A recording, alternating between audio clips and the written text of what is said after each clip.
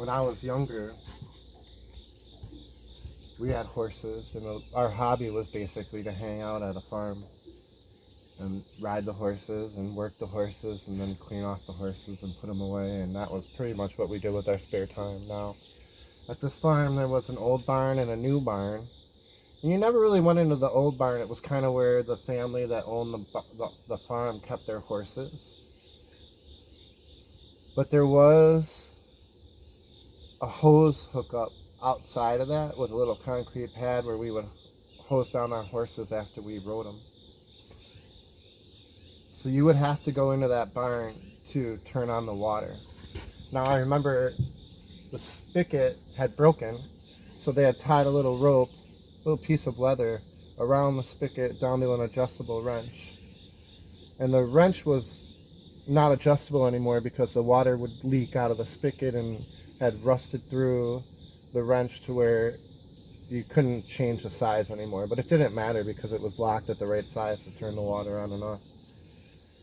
Now the other thing that I remember about this barn was it was always dusty. The horses would kick up the dust and there wasn't much airflow, so when you walked in there you kind of felt that the air was thick and you could feel it, and there was, dust would be on your skin or on your clothes when you walked out of there. But during the day, the middle of the day, if any of the boards that were missing on the walls, the sun would shine through and you could actually see the beam of light go all the way across the room in the stalls and reach the stalls, and it was like a laser beam.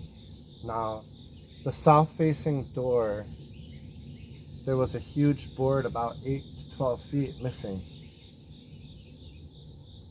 And the sun would work its way across the sky, and this big beam of light, this bar of light, would start on one side of the barn and work its way across the stalls and then work its way into the aisle and work its way down onto the ground and then back up the other stalls and eventually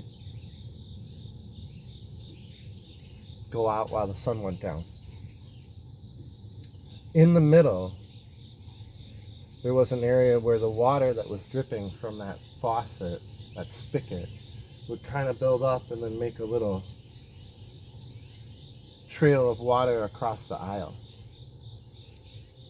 Now in the springtime, when the dandelions were blooming and they were seeding, the wind sometimes would kick through that barn. And in the rarest of chances, a seed would get stuck in that water. And after a number of days, with the sun working its way through, the seed would actually take root and would grow. And one day I walked in there to turn on the water and I saw the most beautiful dandelion growing in the middle of this household, because sun and water and the nutrients from the horses all just fell together in this aisle perfectly where the wind placed the seed. And it dawned on me that the plant only needed water and sun, and it didn't really care about where it was at. It was going to take life. Life was going to take hold. Now, fast forward 20 years later, and I'm watching this documentary about a spacecraft that we called Voyager. It was an unmanned spacecraft that we used to take pictures of different planets in our galaxy. And what was strange about this spacecraft was that it kept working long past the time frame that we had planned it to work. And it had kept communicating and sending back pictures and relaying information to us, even though it was farther than we ever thought it could go. It just kept working. Now, one of the ideas that a bunch of people came up with was, once we're done taking our pictures inside of our galaxy, let's send it out and let's turn it around and let's take a picture, a selfie of our galaxy from space, to see how it would be looking at us from way out there in the distance. Now, it sent back hundreds of pictures, and it took years for scientists to go through and figure out what was what. And when you looked at the pictures, even on a huge wall, it just looked like a bunch of emptiness with some little pin dots on it. But the one thing that stood out was there was a ray of light that was shooting through the sky in space, coming from the sun. When you look inside that ray of light, there was a little pinprick dot that was blue. Only thing blue in all of space. When you zoom in and you look closer and you figure out the placement and what have you, you realize that that was our planet. That was us. That little dot, that little blue dot.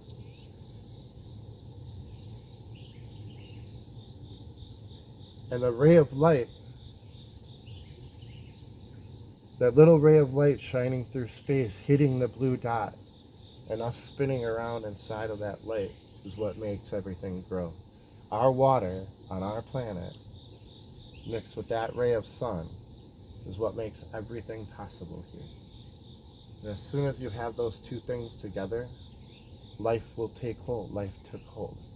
And I realized our planet was exactly the same thing that was happening in that horse stall that I saw when I was in my 20s. Just a little bit of water, a little bit of sunlight, and a seed that wants to grow. Little blue dot.